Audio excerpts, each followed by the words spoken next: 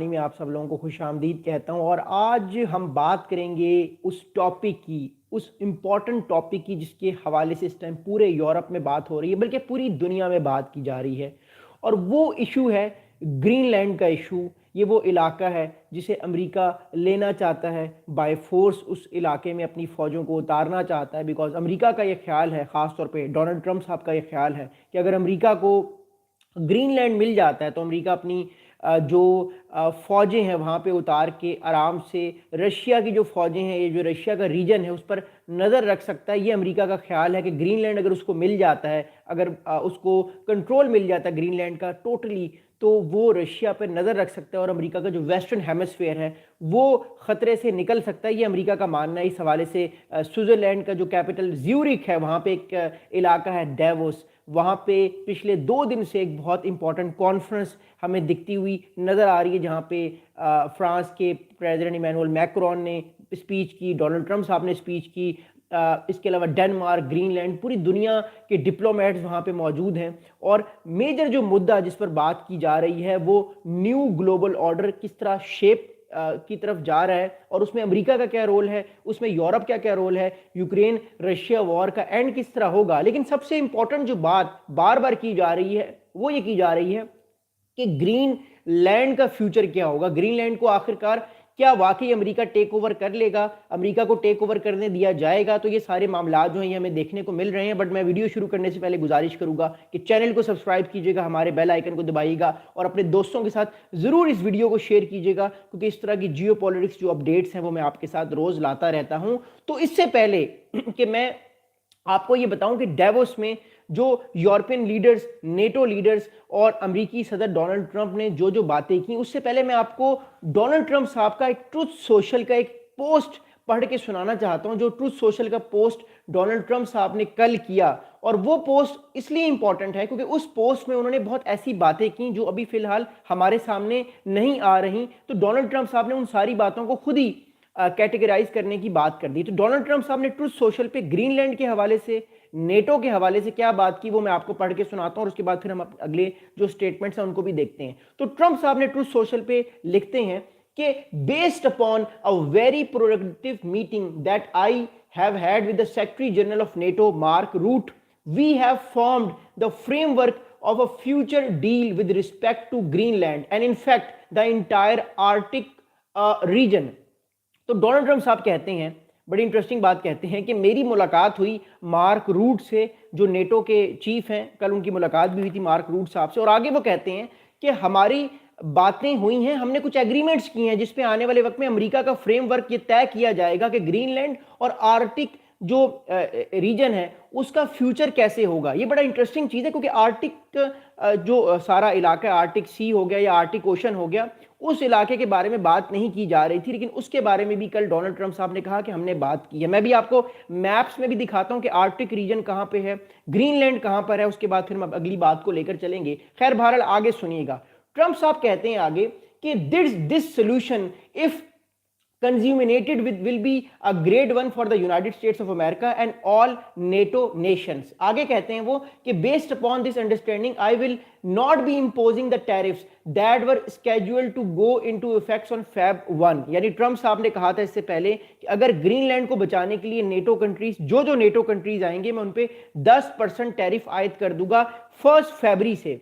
तो वो उन्होंने कहा कि वो बैक ऑफ हुए हैं, उन्होंने कहा कि मैं अब टैरिफ आयद नहीं करूंगा। और आगे उन्होंने ये बात की कि उनका एक एग्रीमेंट हुआ है। फिलहाल हमें इस तरह का कोई एग्रीमेंट, किसकी कोई डिटेल्स तो हमारे पास नहीं आई, बट ऑफिशियल्स ये कह रहे हैं कि हाँ एक एग्रीमेंट हुआ है डोनाल्ड ट्रंप साहब का नेटो के मेंबर्स के साथ, जिस एग्रीमेंट में अमेरिका ग्रीनलैंड में या तो अपनी इन्फोर्समेंट को बढ़ाएगा, अपनी फौज को बढ़ाएगा, या पार्शली कुछ इलाकों को वो अपने कंट्रोल में लेगा। तो मैं आपको ऑलरेडी ये बात बता रहा था, मेरे बहुत सारे दोस्त ये कह रहे हैं कि ग्रीनलैंड कभी भी यूरोप अमेरिका को नहीं देगा। तो कहीं ना कहीं यूरोप इस बात को समझता है कि आज भी जो यूरोप की सिक्योरिटी है वो अमेरिका ही करता है, और अमेरिका को भी इस बात का अंदाजा है कि वो यूरोप की सिक्योरिटी के बगैर उसकी जो इंपॉर्टेंस है वो भी वैसी नहीं है। तो क्योंकि जो नेटो कंट्रीज हैं, जो यूरोपियन कंट्रीज हैं, वो अमेरिकी ताकत को और ज़्यादा उभारते हैं, अमेरिकी ताकत को और इंक्रीज करते हैं। आपको याद होगा जब अफगानिस्तान में जंग हुई, इराक में जंग हुई, तो अमेरिका की फौज के साथ डेनमार्क के भी फौजी थे, यूके के भी फौजी थे, फ्रांस के भी फौजी थे। पूरी नेटो अमेरिका के साथ शाना बशाना 9/11 के बाद थी। तो अमेरिकी इस्टेब्लिशमेंट को इस बात का पता है कि वो नेटो के साथ ताल्लुकात को ख़राब नहीं कर सकती। तो ट्रंप साहब ने ये बात की है। अभी हमें फ्रेमवर्क नहीं पता चल रहा कि कैसा फ्रेमवर्क होगा, डोनाल्ड ट्रंप साहब या उनकी एडमिनिस्ट्रेशन ने किस फ्रेमवर्क पर साइन किए हैं, या ये फ्रेमवर्क कैसा होगा कि अमेरिका आहिस्ता आहिस्ता ग्रीनलैंड को अपने कंट्रोल में लेकर आएगा या एक तरह से अपने स्पेयर ऑफ इन्फ्लुएंस में लेकर आएगा। मैं आप लोगों को एक मैप दिखाना चाहता हूं और मैं आपको ये बताना चाहता हूं कि अमेरिका अभी ग्रीनलैंड को लेके क्या सोच रहा है और किन इलाकों पे अमेरिका की आने वाले वक्त में नजर होगी या अभी भी नजर है। You have to see the map. मैं आपको मैप दिखाना चाहता हूं, अपने अपने आप कमेंट्स भी कर सकते हैं। वीडियो के आखिर में मैं आपके सवालात के जवाब जरूर दूंगा, तो प्लीज आप लोग एंगेज करें और डबल टैप वीडियो को जरूर कीजिएगा। तो ये इलाका है, ये आर्टिक ओशन है, ये इलाका रशिया के पास है, ये सारा इलाका देख रहे हैं आर्टिक ओशन का सारा। फिर ये ग्रीनलैंड है।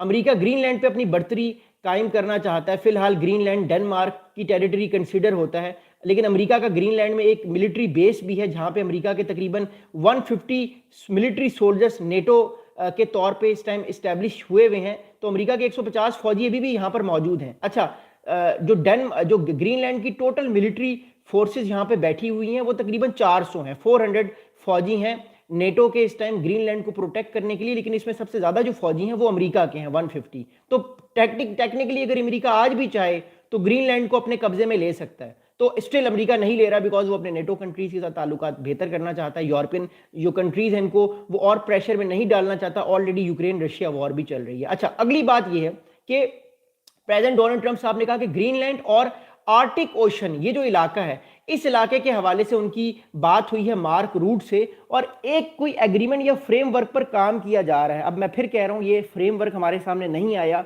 कि ये फ्रेमवर्क कैसा होगा। क्या अमेरिका अपनी जो नेटो की फौजें हैं उसमें ऑलरेडी अमेरिका की फौज ज़्यादा बैठी हुई है ग्रीनलैंड के अंदर, क्या अमेरिका अपनी फौज को बढ़ा देगा?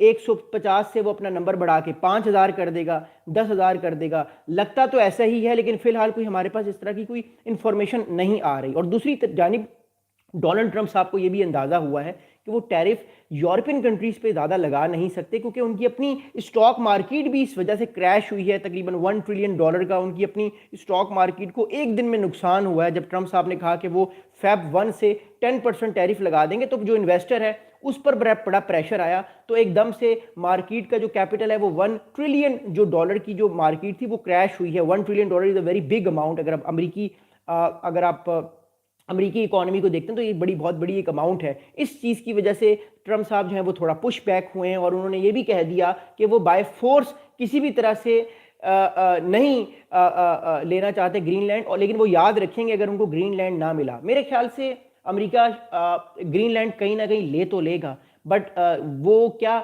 बाय फोर्स लेगा, क्या बाय पीस लेगा, ये वक्त बताएगा। मेरा अपना एनालिसिस ये है कि अमेरिका कभी भी अपनी फौजें भेज के उसको कैप्चर नहीं करेगा, वो कोई मुआहिदा करेगा, कोई एग्रीमेंट करेगा और अपनी इन्फोर्समेंट को बढ़ाएगा।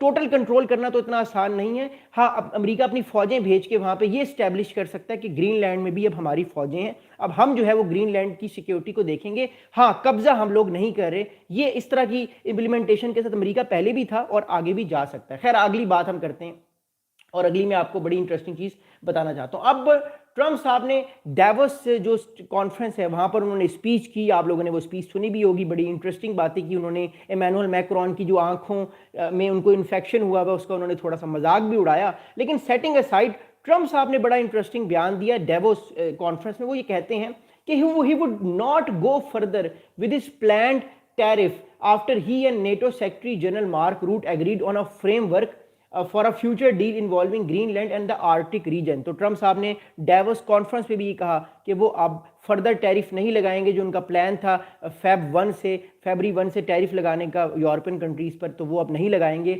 आगे वो ये कहते हैं कि एक डील हम जो है वो करने जा रहे हैं, या एक एग्रीमेंट साइन होने जा रहा है ग्रीनलैंड और आर्टिक रीजन को लेके। मैं आपको फिर बता चुका हूँ कि अमेरिका ग्रीनलैंड को या आर्टिक रीजन को अपने ओनरशिप में तो नहीं लेगा, लेकिन अमेरिका ये जरूर करेगा कि अपनी मिलिट्री डिप्लॉयमेंट को इंक्रीज कर देगा। बेसिकली अमेरिका एक मैसेज देना चाह रहा है अपने एडवर्सरीज को, खासतौर पे चाइना और रशिया को, कि वो अपनी फौजें उन इलाकों में भी भेजेगा जिन इलाकों में पहले उसने अपनी फौजें नहीं भेजी थी, ताकि रशिया और चाइना का इन्फ्लुएंस वहां पर ज़्यादा ना हो, या अगर होने की कोशिश वो करते भी हैं तो अमेरिका उनको अपनी फौजें भेज के डटर करे। तो प्रॉबेबली अमेरिका अपनी फौजें अब ज़्यादा भेजेगा, 10 से 15 हज़ार फौज अमेरिका डेफिनेटली वहां पे भेजेगा, ताकि वो नए बेसिस वहां पे जाके बनाए। अगली बात सुनेगा अब आगे।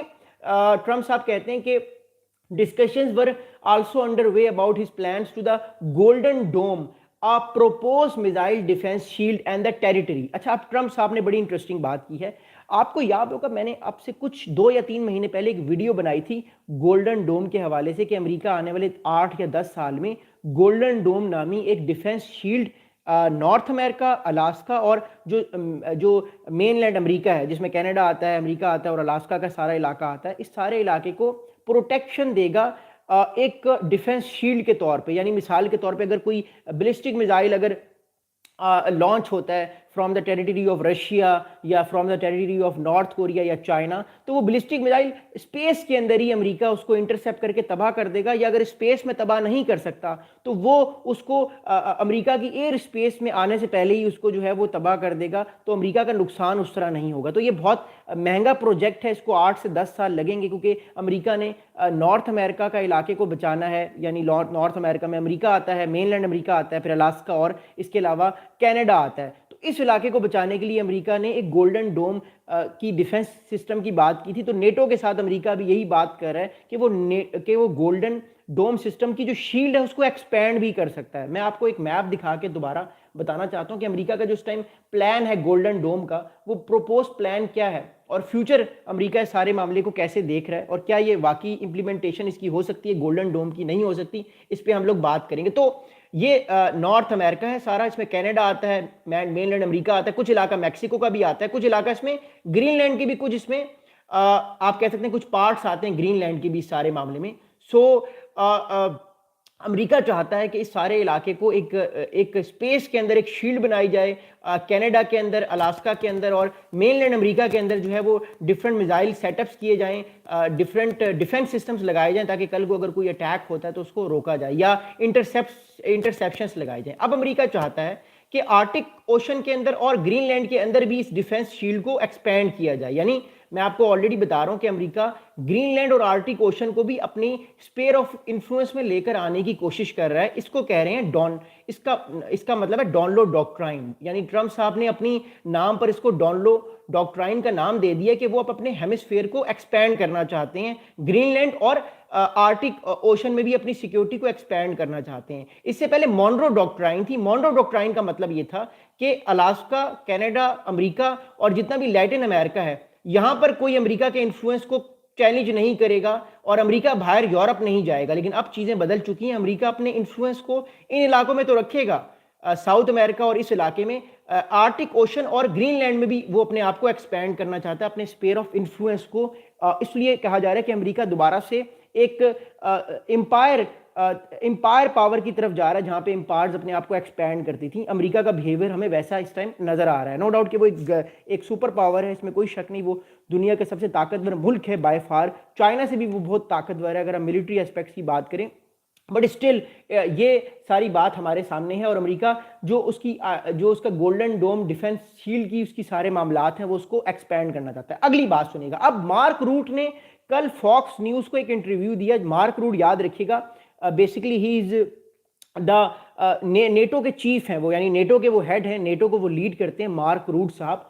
तो वो उनसे कल फॉक्स न्यूज ने इंटरव्यू लिया और इंटरव्यू में उनसे बड़े सख्त सवालात पूछे गए। मार्क रूट साहब ने कहा कि yes, that we basically discussed how we can implement the president's visions on protecting Greenland, but not only Greenland, the whole Arctic. यानी ट्रम्प साहब की कल बात हुई मार्क रूट से और मार्क रूट ने यह बताया कि हमारी टॉक्स के दौरान अमेरिका के प्रेसिडेंट से हमारी आर्टिक ओशन की भी बात हुई है और ग्रीनलैंड की भी बात हुई है।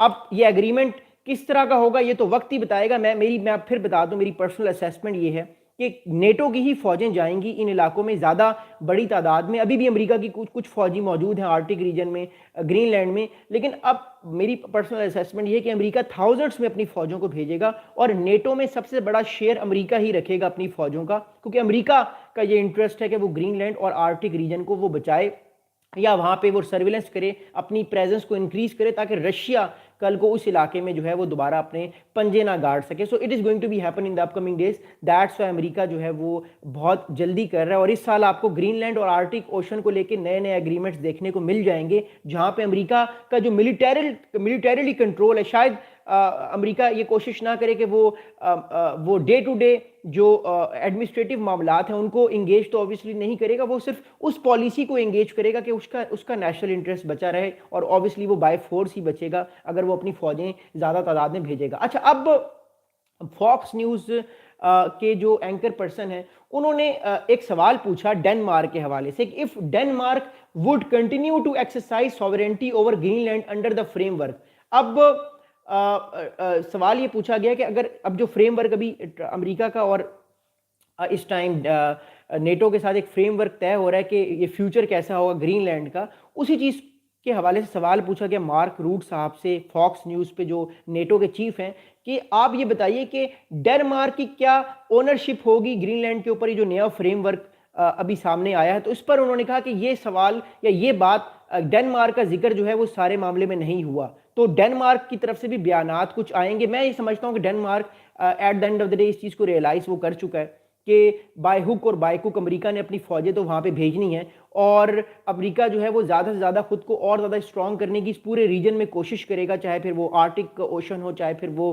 ग्रीनलैंड हो, तो अपने आप को वो तगड़ा करने की भरपूर कोशिश करेगा। इसलिए डेनमार्क अमेरिका को रोक नहीं पाएगा। हाँ, कुछ कंसेशन अमेरिका डेनमार्क को दे सकता है ट्रेड के हवाले से, मिलिटरीली हेल्प के हवाले से, डिफेंस के हवाले से, बट ग्रीनलैंड को लेकर डेनमार्क अकेले बचा नहीं सकता, और इवन नेटो के बाकी कंट्रीज भी अमेरिकी फौज को ग्रीनलैंड में आने से रोक नहीं सकते। इसलिए प्रेसिडेंट डोनाल्ड ट्रंप अब हार्ड पावर से दोबारा सॉफ्ट पावर की तरफ चले गए हैं। वो डिफरेंट एग्रीमेंट्स करना चाहते हैं ताकि उनको कहीं ना कहीं ऐसा मौका मिले कि वो अपनी फौज को वहां पे भेज दें, और फौज ही अमेरिका की जाएगी। अमेरिका एडमिनिस्ट्रेटिव कंट्रोल नहीं करेगा, और एक तरह से आप कह सकते हैं कि नया हाइब्रिड रजीम या हाइब्रिड कंट्रोल आपको अमेरिका की तरफ से नजर आएगा कि अमेरिकी प्रेसिडेंट डोनाल्ड ट्रंप तो बैठे होंगे, वो सिर्फ मिलिटरीली या जो आप कह सकते हैं जो थ्रेट परसेप्शन पॉलिसीज हैं उस पर फोकस करेंगे ग्रीनलैंड की। लेकिन ग्रीनलैंड में कितनी इन्फ्लेशन है, कितनी आबादी है, उससे उनको कोई गर्ज नहीं है। उनको सिर्फ ये गर्ज है कि रशिया का जो इन्फ्लुएंस है, रशिया की जो ताकत बढ़ती हुई आर्टिक और जो ग्रीनलैंड में या रशिया बढ़ा सकता है आने वाले टाइम पे, उसको रोका जाए और उसको चेक इन किया जाए। आगे सुनिएगा। अब नेटो की स्पोक्स वुमेन है miss Allison Hart. Miss Allison Hart ने कल अल जजीरा को एक इंटरव्यू दिया, और उस इंटरव्यू में मिस एलिसन हार्ट कहती हैं, नेटो की स्पोक्स वुमेन, के Mark Rutte did not propose any compromise to sovereignty during his meeting with Donald Trump. The meeting was productive and the framework would focus on allies' collective efforts to uphold Arctic security. अब जो NATO की spokeswoman है miss Allison heart, उनसे जब बात हुई तो उन्होंने अल जजीरा को यह बताया कि ग्रीनलैंड की सॉवरेंटी पर कोई कंप्रोमाइज नहीं है। यानी सॉवरेंटी का मतलब है ग्रीनलैंड आज भी डेनमार्क से बिलोंग करता है। लेकिन क्या हो अगर, मेरा इस पर ये एक आर्गुमेंट है, क्या हो अगर अमेरिका सारी की सारी सॉवरेंटी डेनमार्क ही तस्लीम करे और ज्यादा फौज अपनी भेज दे। क्योंकि अभी भी देखिए डेनमार्क जो अभी ग्रीनलैंड है इसमें 400 नेटो के फौजी मौजूद हैं। 400 NATO soldiers are still present in Denmark. उसको प्रोटेक्ट करने के लिए नेटो का फ्रेमवर्क है, और उन 400 फौजी में से 150 से ज्यादा, 150 से ज्यादा फौजी मौजूद हैं अमेरिका के। यानी सबसे ज्यादा फौजी नेटो के भी 400 में से अमेरिका के मौजूद हैं। तो ऑलरेडी सॉवरेंटी तो बाय पेपर तो सॉवरेंटी डेनमार्क की हो सकती है, और शायद अमेरिका इस चीज को छेड़े भी ना। लेकिन फौज अमेरिका अपनी अब ज्यादा वहां पे भेजेगा, क्योंकि अमेरिका का असल मकसद सॉवरेंटी या कब्जा करना तो नहीं है। अमेरिका का असल मकसद अपने इन्फ्लुएंस को वहां पे बढ़ाना है, जो वो ऑब्वियसली बढ़ाने की कोशिश कर रहा है और जो ऑब्वियसली बढ़ाने की कोशिश करेगा। तो बहुत सारे एनालिस्ट ये कह रहे थे कि डेनमार्क पे कोई अमेरिका हमला कर देगा या ग्रीनलैंड पे अमेरिका हमला कर देगा। अमेरिका को जरूरत नहीं है हमला करने की, ऑलरेडी उसकी बहुत सारी फौज मौजूद है एक मिलिट्री बेस है, मैं अभी आपको ग्रीनलैंड का मैप भी दिखाता हूं। उस मिलिट्री बेस में अमेरिका के 150 से ज़्यादा फौजी मौजूद हैं और ये 150 से ज़्यादा इंक्रीज होकर 10,000 या 15,000 मुझे दिखते हुए नजर आ रहे हैं ग्रीनलैंड, और फिर आर्टिक ओशन में भी अमेरिका अपनी फौज को बढ़ाएगा। वो नाम तो यही रखेगा कि ये सॉवरेंटी उसी कंट्री की है जिस कंट्री की पहले थी, लेकिन असल में कंट्रोल जो है वो अमेरिका का हमें दिखता हुआ नजर आ रहा है। अगली बात सुनेगा अब आगे।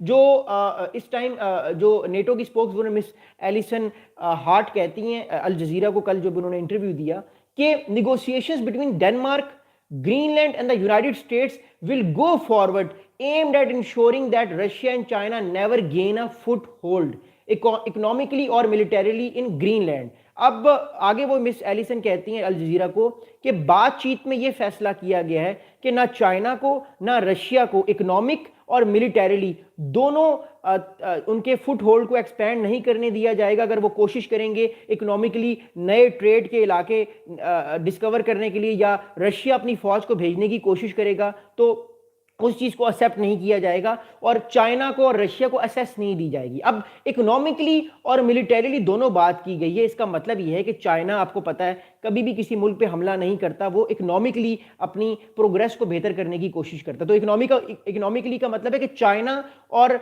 जो इस टाइम आप देख सकते हैं चाइना और जो रशिया है उसको ना इकोनॉमिकली इस टाइम असेस दी जाएगी, ना इस इलाके की, ना इन इलाकों की जो है वो मिलिटरीली असेस दी जाएगी। तो इस बात को देखना बड़ा ज़रूरी है। अब इस चीज़ को देखकर मैं आपको एक बड़ा इंटरेस्टिंग फैक्ट भी बताना चाहता हूँ। पिछले दिनों एक बड़ी इंटरेस्टिंग बात हुई। पिछले दिनों एक इंटरेस्टिंग बात ये हुई, मैंने अपनी पिछली वीडियोज़ में भी आपको बताया है कि चाइना ने आर्टिक ओशन के पास से एक नया वे डिस्कवर किया है या उसको एक्सप्लोर किया है, जहां से चाइना रशिया के साथ ट्रेड करने वाला है। अब इस मैप को देखिएगा और आपको सारी कहानी समझ आ जाएगी कि अमेरिका गेम क्या खेल रहा है इस टाइम चाइना के साथ। वो मैं आपको बताने की कोशिश करता हूं। Just wait for 1 second, let me just show you the map. अब हुआ ये है पिछले दिनों, let me just show you the map and then हम अगली बात करते हैं। ओके, हुआ क्या? हुआ ये है, ये सारा आर्टिक, इससे पहले इस चीज को समझिएगा, ये सारा आर्टिक ओशन है, ये वाला भी सारा आर्टिक ओशन है, ये सारा इलाका आर्टिक ओशन है सारा ही। ओके, अब हुआ ये पिछले दिनों कि चाइना पहले तो रशिया के साथ ट्रेड करता था, ये चाइना है, चाइना रशिया के साथ ट्रेड करता था बाय इंडियन ओशन, फिर अटलांटिक ओशन से रशिया की तरफ चाइना के जो है वो बहरी जहाज जाके रशिया को सामान प्रोवाइड करते थे। कुछ सामान चाइना जो है वो बाय लैंड रशिया को प्रोवाइड करता है, लेकिन क्योंकि ये इलाका साइबेरिया का है, ये इनहॉस्पिटेबल इलाका है, तो चाइना ज़्यादातर जो अपनी शिपमेंट्स है वो बाय सी ही भेजता है, या फिर चाइना जो है वो बाय रेड सी इजिप्ट के थ्रू जो है इस इलाके से यूरोप के थ्रू रशिया को शिपमेंट अपनी भेजना था। लेकिन पिछले दिनों बड़ी इंटरेस्टिंग चीज हुई जिसपे मेरी बड़ी अरसे से नजर है और अमरीकी भी इस चीज को देख रहे हैं। पिछले दिनों ये हुआ कि चाइना ने एक नया इलाका डिस्कवर किया और एक्सपेरिमेंट के तौर पे अपनी कुछ खाने पीने की चीजें या कुछ सामान जो है वो बेचने के लिए या रशिया को देने के लिए इस इलाके को चूज किया।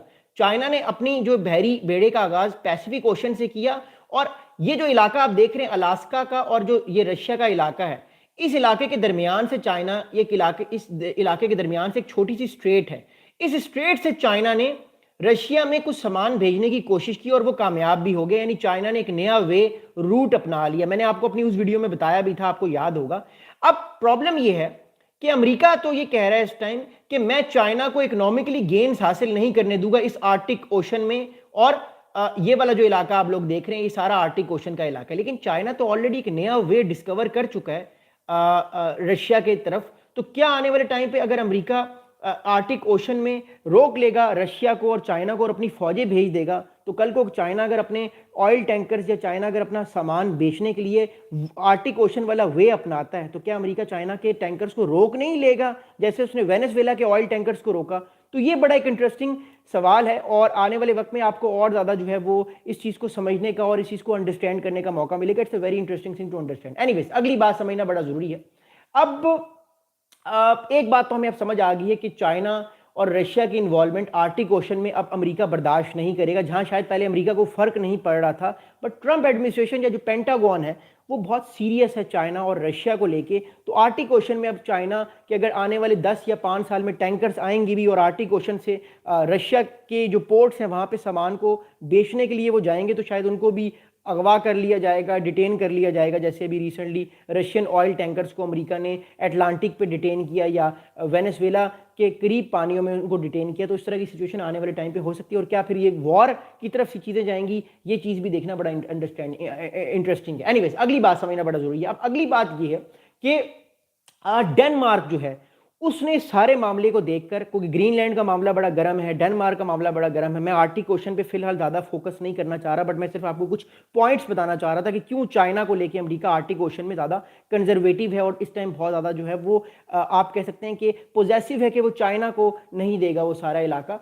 तो डेनमार्क का स्टांस ये है इस सारे मामले को लेके, ग्रीनलैंड को लेके, कि इट सेड, डेनमार्क की हुकूमत ने कहा कि Greenland is not for sale, Greenland बिकाऊ माल नहीं है, ग्रीनलैंड सेल होने के लिए नहीं है, and that any move to take the island by force would spell the end of NATO, the 32 member transatlantic alliance that includes both the US and Denmark। तो Denmark की तरफ से ये प्रॉपर और डायरेक्ट मैसेज है कि मैं Greenland एक तो बिकाऊ माल नहीं है, मैं ग्रीनलैंड को नहीं बेचूंगा, और अगर इसको किसी ने खतरा डालने की कोशिश की या लेने की कोशिश की कोट एंड कोट अमेरिका ने, तो नेटो खत्म हो जाएगा। लेकिन नेटो खत्म हो नहीं सकता, डेनमार्क की तरफ से ये रेटोरिक अपनाया जा रहा है, but we all know that कि नेटो जो है इस टाइम वो इस सारे मामले को बड़े गौर से देख रहा है, और नेटो कभी नहीं चाहेगा कि वो इस बात की वजह से पूरा कोलैप्स हो जाए। इसलिए अमेरिका में भी बहुत सारे रैशनल एक्टर्स बैठे हुए हैं। बेसिकली अमेरिका एक मैसेज देना चाह रहा था कि मेरी फौजी इन्वॉल्वमेंट इस सारे इलाके में होगी, ताकि ये इलाका प्रैक्टिकली मैं कंट्रोल करूं, कल को चाइना और रशिया का इन्फ्लुएंस इस इलाके में ना है। और दूसरी जानिब चाइना और रशिया भी इस चीज़ को बड़े क्लोजली देख रहे हैं, बट वील सी कि आने वाले टाइम पे क्या होता है। अच्छा, अब डोनाल्ड ट्रंप साहब ने एक और कल डेवस कॉन्फ्रेंस में बड़ा एक इंटरेस्टिंग बयान दिया, जब वो स्पीच कर रहे थे, बड़ी लंबी स्पीच की उन्होंने। उनकी स्पीच में हंसी मजाक की भी बहुत सारी बातें होती हैं, क्योंकि he is a very good speaker, उनके पास he is a very great kind of person who can create new kind of humours, तो वो उसमें बहुत बेस्ट हैं। बट ट्रंप साहब ने ग्रीनलैंड को लेके और फोर्स को लेके कुछ इंटरेस्टिंग बयान दिया। ट्रंप साहब ने कहा कि people thought I would use force, I don't have to use force. Trump साहब कहते हैं कि लोगों को लगता है कि मैं ग्रीनलैंड पे अपनी फोर्स भेजूंगा या मैं ताकत का इस्तेमाल करूंगा, मैं ताकत का इस्तेमाल नहीं करूंगा। आगे वो कहते हैं I don't want to use force, मुझे ताकत इस्तेमाल करने की जरूरत ही नहीं है। आई वांट यूज फोर्स, मैं ताकत इस्तेमाल नहीं करूंगा ग्रीनलैंड पर।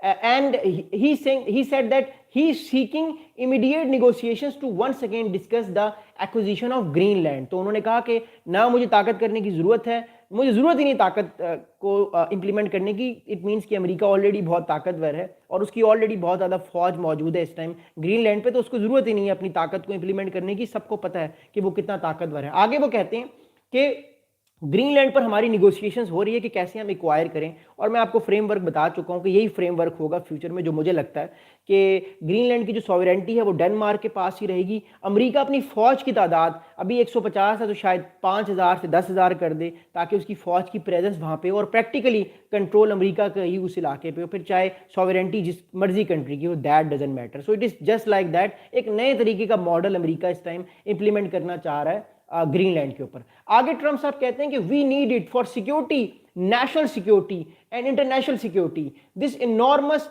Unsecured island is actually part of North America, that's our territory. अब ट्रंप साहब आगे कहते हैं कि ये जितनी भी टेरिटरी है ग्रीनलैंड की, ये सारे का सारा जो मामला है, ये सारे का सारा मामला नॉर्थ अमेरिका से बिलोंग करता है, और ये सारी की सारी टेरिटरी हमारी है।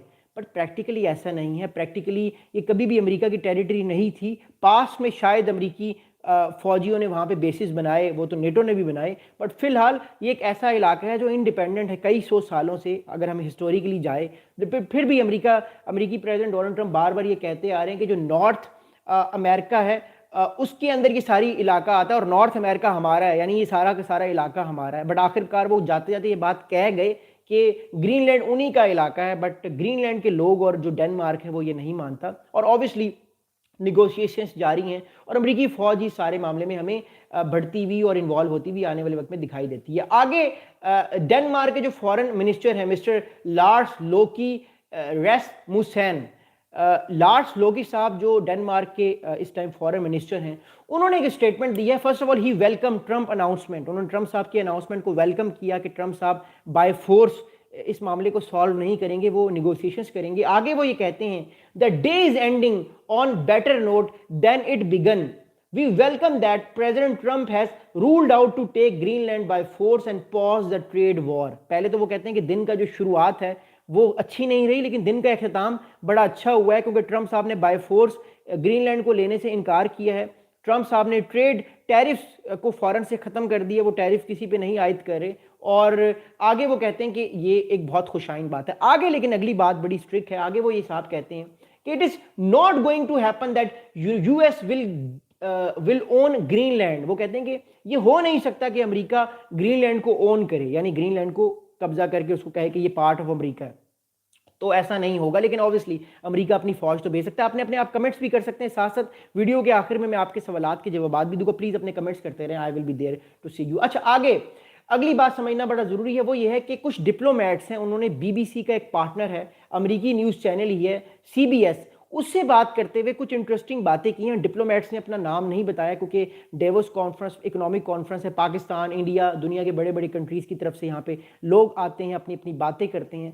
तो सीबीएस को कुछ डिप्लोमेट्स ने नाम बताए बगैर, जो इस सारे मामले से फेमिलियर हैं, सारे मामले को देख रहे हैं, इसमें इन्वॉल्व हैं, उन्होंने ये बताया है कि that there was no agreement for American control और ownership of autonomous Danish dependent territory. अब बात यह है कि अभी इस टाइम जो एग्रीमेंट हुआ है, उस एग्रीमेंट को जो लोग जानते हैं, या जो एग्रीमेंट हो रहा है इस टाइम, उस एग्रीमेंट को जो लोग जानते हैं ग्रीनलैंड और अमेरिका के हवाले से, जिसमें नेटो भी शामिल है, वो ये कहते हैं कि इस एग्रीमेंट में कोई ऐसी चीज़ शामिल नहीं है कि जिससे अमेरिका ग्रीनलैंड को कंट्रोल करेगा, ग्रीनलैंड को हर तरह से उसका कंट्रोल अमेरिका का होगा। मैं भी यही बात कह रहा हूँ, अमेरिका ग्रीनलैंड को कंट्रोल नहीं करेगा, ना वो ये क्लेम करेगा कि मैं कंट्रोल कर रहा हूँ, बट प्रैक्टिकली अमेरिका की ही फौजें ग्रीनलैंड में मौजूद होंगी। मैं ये बात बार बार बताने की कोशिश कर रहा हूँ और वो डिप्लोमेट्स भी इसी बात को सेकंड कर रहे हैं अपने ट्रंप पे।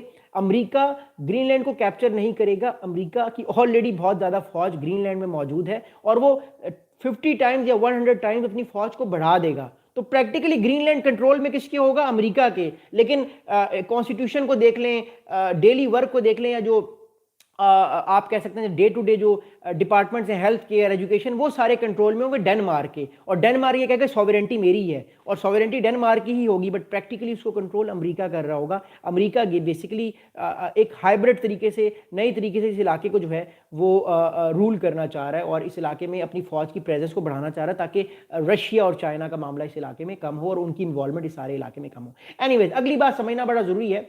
अब अमेरिकी मीडिया इस टाइम ये क्लेम कर रहा है कि the potential plan could allow the US to build more military bases on the territory. America का जो इस टाइम पोटेंशियल प्लान है, जो एग्रीमेंट है इस टाइम नेटो के साथ, उस एग्रीमेंट में अगले कुछ सालों में अमेरिका नए नए बेसिस बनाएगा। वहां पे हो सकता है वहां पे बैलिस्टिक मिसाइल्स या डिफेंस साइट्स बनाए ताकि अगर कोई डिटेक्ट हो कोई मिसाइल उस इलाके में तो उस मिसाइल की डिटेक्शन को रोका जा सके। तो इस तरह के मामला हमें आने वाले दिनों में नजर आ सकते हैं ग्रीनलैंड को लेके। अब ये बात तो सारी ग्रीनलैंड की होगी। अच्छा, बड़ी इंटरेस्टिंग बात ये कि दो चीज़ों पर फोकस किया गया है। जिस चीज़ पर फोकस किया जाना चाहिए था उस पर बात बहुत कम बात हुई, ज़्यादा बात नहीं हुई। उस पर आज बात होगी, यूक्रेन रशिया वॉर की मैं बात करूं, बट दो चीज़ों पे ज़्यादा फोकस किया गया। चाहे फिर आप सुन लें, मैक्रोन की बात सुन लें जो प्रेसिडेंट हैं फ्रांस के, या फिर आप नेटो के मार्क रूट साहब की बात सुन लें।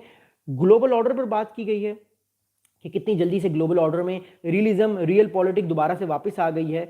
और दूसरी जो है इंपॉर्टेंट चीज़ ये है जो उस पर डिस्कशन की गई है, वो डिस्कशन जो है वो ग्रीनलैंड पर की गई है। इस पूरी डेवोस कॉन्फ्रेंस पे अगर हम सारे प्रेसिडेंट्स को, प्राइम मिनिस्टर्स की स्पीचेस को सुने, मोहम्मद शहबाज शरीफ साहब भी पाकिस्तान के प्राइम मिनिस्टर वहाँ पे मौजूद थे, इंडिया का भी डेलीगेशन है, तो ज़्यादातर बात जो है जो यूरोपियन कंट्रीज़ हैं या जो अमेरिकन इस टाइम पार्टनर्स वहाँ पर बैठे हुए हैं, उन्होंने ग्रीनलैंड या न्यू ग्लोबल ऑर्डर या जो ग्लोबल ऑर्डर के अंदर जो चेंजेस हमें आ रही हैं, रियल पॉलिटिक्स ज़्यादा नज़र आ रही है, उस पर बात की गई है।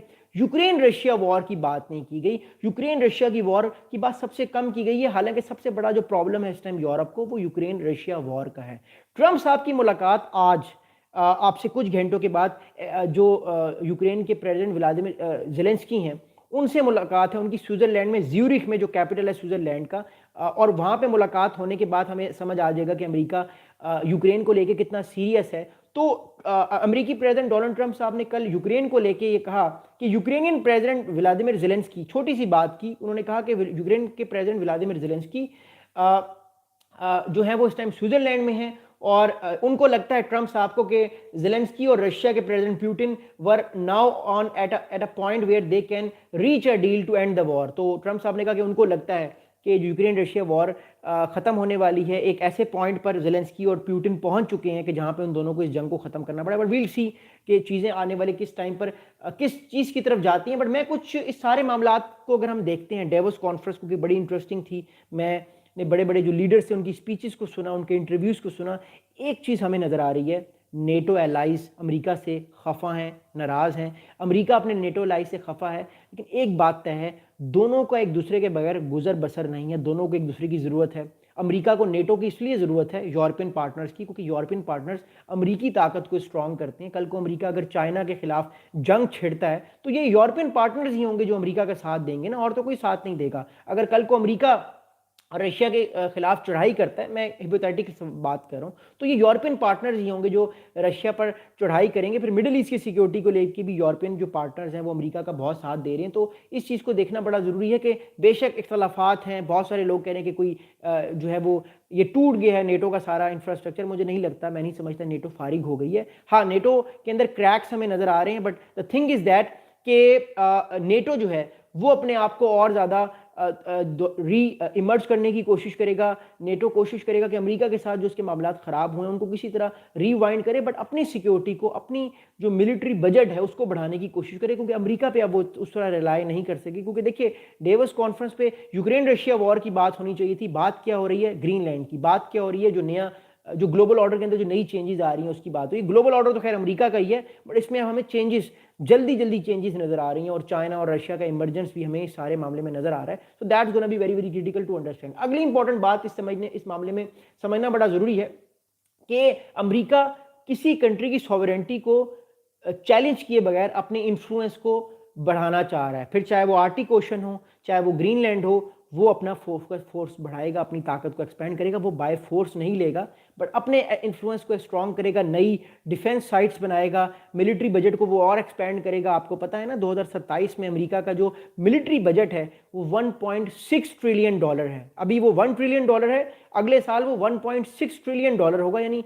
50% अमेरिका ने इंक्रीज कर दिया अपना मिलिट्री बजट। क्यों किया है? चाइना और रशिया की वजह से। अगला इंटरेस्टिंग सवाल, जो तीसरी बड़ी इंपॉर्टेंट बात है वो ये है कि अमेरिका जो है वो अपने नए नए बेसिस बनाएगा, अपनी जो एयरफोर्स की ताकत को और स्ट्रॉन्ग करेगा, नई सबमरीन्स लेगा। ये सारी बातें तो हमने ऑलरेडी कर दी हैं, बट अमेरिका इस सब चीज़ों को ज़्यादा पुश करने की कोशिश करेगा ताकि जिन इलाकों पर वो अपना क्लेम कर रहा है वो क्लेम करे। लेकिन जवाब में चाइना और रशिया क्या करेंगे? देखिए, चाइना इस टाइम इकोनॉमिकली अपने आप को एक्सपैंड करने की कोशिश कर रहा है, बट अमेरिका क्या कर रहा है? अमेरिका कोशिश कर रहा है कि बाय फोर्स चाइना की जो इकोनॉमी है, चाइना की जो इकोनॉमिक ग्रोथ है उसको श्रिंक करे, उसको रोक दे, जहां तक वो रुक सकती है उसको आगे ना लेकर जाना चाहे। इसलिए मैं आपको बता रहा हूँ कि अगले 10 साल बड़े इंपॉर्टेंट है। मेरे बहुत सारे दोस्त मुझे बार बार कहते हैं कि चाइना अगले 15 साल में अमेरिका को टेक ओवर कर लेगा। अगर चीज़ें स्मूथ रहीं तो इकोनॉमिकली बिल्कुल 2040 या 2045 तक मैक्सिमम चाइना इजीली अमेरिका को टेक ओवर कर लेगा। चाइना की जीडीपी अमेरिका की जीडीपी से बाय फार काफी आगे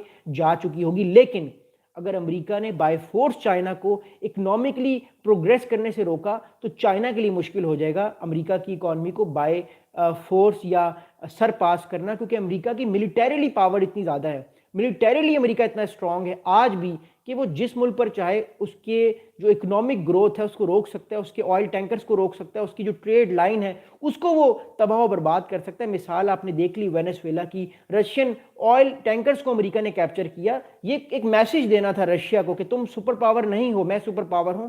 तुम्हारे पास बेशक 5,000 से ज्यादा न्यूक्लियर वेपन्स हैं, टैक्टिकल न्यूक्लियर वेपन्स हैं, बट तुम मेरा कुछ नहीं बिगाड़ सकते। मैं जब चाहूंगा तुम्हारे ऑयल टैंकर्स को, तुम्हारे ट्रेड टैंकर्स को, ट्रेड के जितने बड़े बड़े शिप्स हैं उनको मैं रोक सकता हूं। ये काम अमेरिका चाइना के साथ भी कर सकता है। America is by far very powerful country in the world right now. इसलिए हम इस चीज़ को देखेंगे कि अगले 10 साल या अगले 15 साल कैसे रहेंगे। और चाइना भी इस चीज़ को देख रहा है कि अमेरिका सॉफ्ट पावर से हट के अब बाय हार्ड पावर आ चुका है, और कल को वो चाइना के साथ भी इस तरह का कोई खाता खोल सकता है। वील सी। खासतौर पर ग्रीनलैंड को लेके सिचुएशन इस टाइम इरप्ट हुई थी, तो आपको ये अपडेट देना बड़ा ज़रूरी था। बट प्लीज़ आप लोग अपने कमेंट्स कर सकते हैं, मैं आपके काफ़ी देर से कमेंट्स भी देख रहा हूँ। थैंक यू सो मच कि आप वीडियोज़ को लाइक करते हैं। मैं